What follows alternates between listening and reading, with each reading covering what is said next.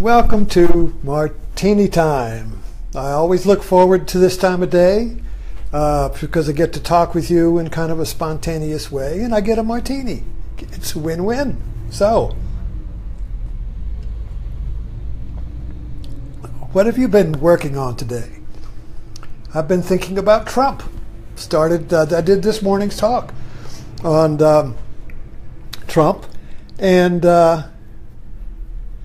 I've forgotten exactly how it went, but then I've been connecting some more dots. And you can't escape Trump because the news is 24/7 Trump. We have a cat, and it coughs up hairballs. Trump is a national hairball, but we can't cough him up. It's like a Zen hairball. You can't swallow it, you can't cough it up. So, and it's interesting because if you just kind of step back from the news reporting, and I watch MSNBC. It's now the most popular of the cable news, by the way, and it's 24/7 Trump. And most of it is the frustration of the rational news reporters trying to understand irrationality. You can't do it. Sanity can't understand insanity. Rationality can't understand irrationality. Logic cannot understand the illogic. So I've made a few associations with Trump today. One was the GOP was like Troy in a long battle with the Greeks, with Athens. You see, the Iliad was about this civil war, or this war between the Trojans and Athens, and it was kind of a stalemate.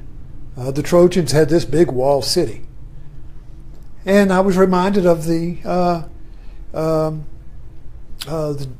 Republican bastion of law and order and the 40-year cultural war. And the Democrats have not been able to defeat the Republicans and break down their wall. You know, Trump's wall. Well, the Republicans had a wall, you see. And so they were basically, they could not be defeated from attacks from the outside. So something has happened, and you remember in the Trojan War, the Trojans were defeated because of a Trojan horse. They thought they were safe. And they thought the Athenians were saying, oh, they're kind of like giving us a gift. How nice, you know, they can't defeat us. So they're giving us a gift, so they brought it in. And there were some Greeks inside the horse, and they opened the door, and the Athenian army came in and sacked the city, you see. So just metaphorically, and this is not an exact analogy, but Trump is kind of like this Trojan horse that the GOP invited in. And now it's kind of like you invited a virus, you know, HIV. Trump is kind of like an HIV. It's attacking the immune system of the Republican Party from within, you see. So there's several analogies. The Trojan horse, the wild joker in the deck. Somebody put a joker in the Republican deck, and it's wild. It can be anything it wants to be. That's what a joker does. Wild means if you need a king, the joker's a king. If you need an ace, it's an ace. Whatever you want, whatever card you need, the joker's that. If you've got the joker, it's the wild card, you see. So Trump is kind of like that, in the sense that he can be whatever he wants to be today or tomorrow, or the same day he can be 2 or 3 different people. So the whole news industry, the whole American grid, the whole society is kind of like turning within and looking and trying to figure out what this Trump card is. Isn't that interesting? The name Trump card. When you play the trump card, that means you put that thing down, you say, Trump, you're trumped. I trump you. You're trumped, you see. So the irony here is just overpowering. And the mystery of here, how this happened, and what does it mean? And where is it going to go, you see? And it's both terrifying and fascinating. So that Trump, whether he, that's the police out there coming to get me. So the whole country, the whole national media system is 24/7 Trump. Whatever he does, it's still Trump, you see. And it's just it's like he wants to be free from the fake media, and yet he wants to be viewed by the media. So he is a contradiction, in that whatever he does is his own opposite. Whatever he says whatever he says Hillary does, he does. Whatever he says anybody does, he does. He's talking about, when he talks about anybody, he's talking about himself. And then there's the self-destructive element here, which is very curious, in that everything that's going on is a product of his own preventive action. So whenever he tries, he's kind of like a guy with a pickup, and it's stuck in the mud. So what does he do? He's got a big V8 engine. He just keeps gunning it, and it just goes deeper and deeper and deeper and deeper. So the more he guns that thing trying to get out, the deeper it goes, you see. And the more angry he gets, because he's got this big, powerful V8. It's always worked before. Why isn't it working now? You see. So this is just very fascinating to me. And I was thinking about the Trojan War, and the other element in the Trojan War that's famous is Achilles. Achilles had a heel. If you remember the story of Achilles, he was protected by the gods. He was immortal. He was dipped in the immortality fluid, I don't know, whatever that is, but he was dipped in it, and he could not be killed as a warrior, but he was held by the heel. So he was dipped, but that little heel, the Achilles heel, was not protected. And he was killed in the Trojan War because an arrow hit that heel.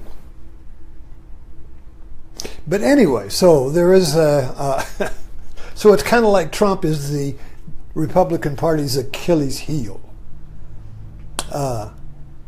He's destroying it from within, disintegrating it. The Republican Party used to be a monolithic army that marched in lockstep, and the Democrats were kind of like a mob, a bunch of tribes, and the Republican Party was like the Redcoats. They marched in unison. On the television, whatever any Republican said, it was talking points. It was a monolithic message. And they offered security, and they offered a law and order, and they offered rational discourse, good business sense, you see, making a profit, making the country run, you see. So this was the Republican, as I remember the Republican Party, they were always intellectual guys, eggheads. The guys you would go to for analysis and good sense. They weren't emotional. And the Democrats were the emotional ones. The Democrats, the liberals, they were the emotional ones. The populists, the masses, you see. So this was always the way it used to be. And it's flipped now. It's totally flipped. The Democrats are offering policy, and the Republicans are delivering emotion and mob psychology, and irrationality. And so it's just a fascinating period we're in, and Trump seems to be the key. Now, I don't know what door he's opening.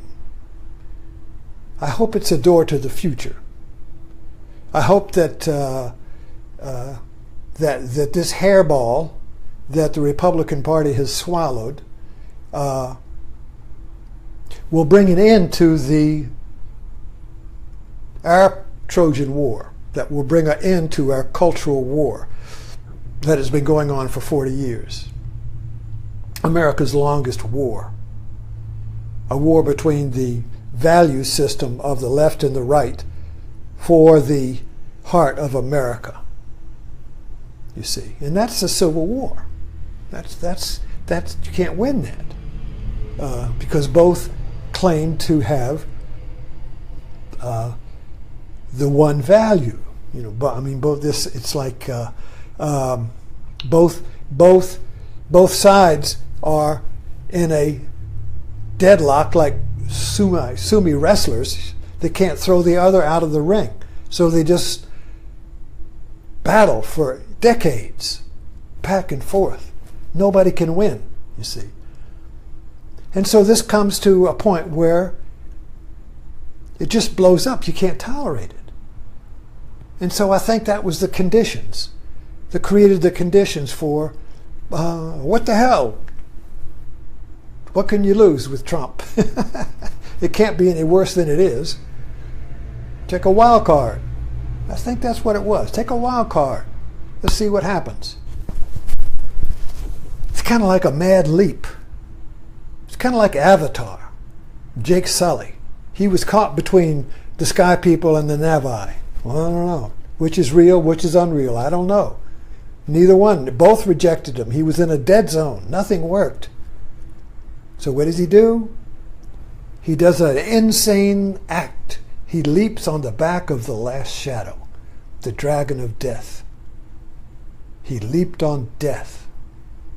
And he created a new coalition. He created there's several ways to look at it, but he created a new coalition for the Navi tribes, but that's on one level. The bigger level is that it was a spiritual movement. He created a new self by integrating the mind and the body of the Navi and the mind of the Sky People. So he became a new being. And so is that what's happening? Is America becoming a new America now? Are we going to catch up with the modern world? We've been watching Wallander, and we've been watching these British movies, and but particularly Wallander, and it's about Sweden. And if you watch any travel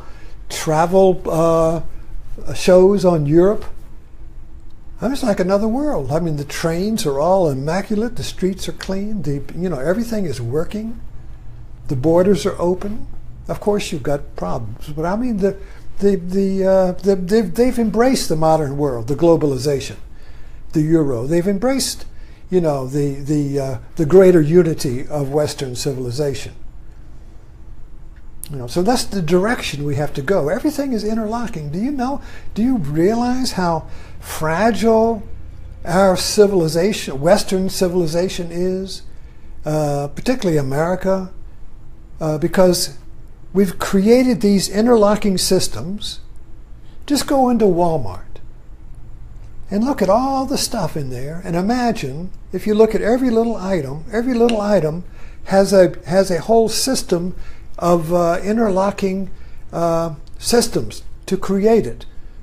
The shipping, the company, the design, the company in China that made it, the shipping companies that got it there, the food that comes, you get food, all this food from all over the world, while it's still ripe, and it's all this interlocking system, delivery system of goods. And then you have all this interlocking system of power, you see. And then you have all these interlocking systems, the medical system. It's unbelievable what we've created, but it's very fragile. If you start screwing around with it, and what does this do? Let's pull that out. Well, what does this do? I don't know what that does. Take it out. Oh, why not? This thing here, what is that? That cost $1 million? Take it out. And the next thing you know, it got a little bit dysfunctional, but then you finally come to one, well, what does this do? I don't know, take it out. And that was the key. That thing held the whole thing together. And once it starts to unfold, it just starts collapsing. They can't stop it. That, of course, was the collapse in 2005 or whenever, the real estate collapse, you see.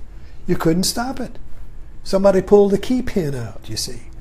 So we don't realize how fragile we are. And we look at Trump like people, they interview people on the street, the Trump people, and it's entertaining. He's my guy. It's a wrestling match. It's a wrestling match. It's entertaining. You know, it's like people. We've created a people that believe reality is a movie. It's all a TV show. Why not? We watch it on TV. It must be a TV show. I watch reality on TV. It must be TV. Reality must be TV. That's where I see it. Makes sense. TV is reality. Trump's a TV man. That's reality. It ain't gonna. He can mess around all he wants. He ain't gonna hurt anything. You see. So this. There's so many levels to this. You know, he could pull the plug on something and the whole system would collapse. Can't stop it. Or the Republican Party could cough the hairball up. They could do that. But anyway, a cat can't keep a hairball forever. They're going to cough it up. They're going to cough the hairball up, you see. And so we're going to cough Trump up. One way or the other, he's going to get coughed up. And when he gets coughed up, we won't be able to go back the way it was before. So some new coalition, some new system is going to be created, some new vision. We'll be ready for something new, just like we were ready for Trump as something new. Why the hell not? What can you lose? Let's try Trump. Okay, when Trump goes, we might be open to something really new, you see, to something where the Republicans and the Democrats and the liberals work together. We might be ready for that. Who knows? Stay tuned. See you tomorrow.